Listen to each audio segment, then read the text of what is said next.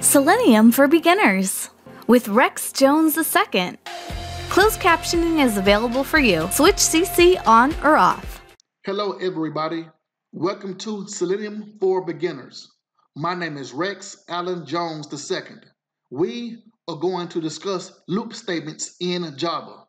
Click the like button and subscribe to this channel. After clicking subscribe, click the bell icon to receive notification of each video.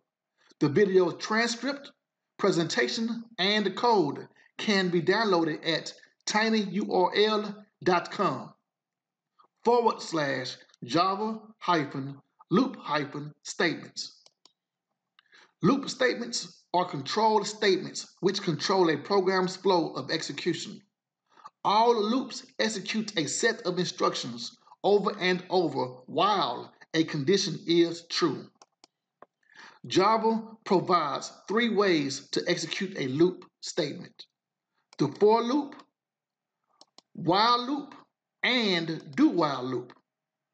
The for loop executes a statement after initializing a variable, adding a condition, and setting an iteration expression. The while loop checks for a condition, then determines if a statement should be executed. But the do-while loop executes a statement first, then checks a condition to determine if it should continue executing the statement.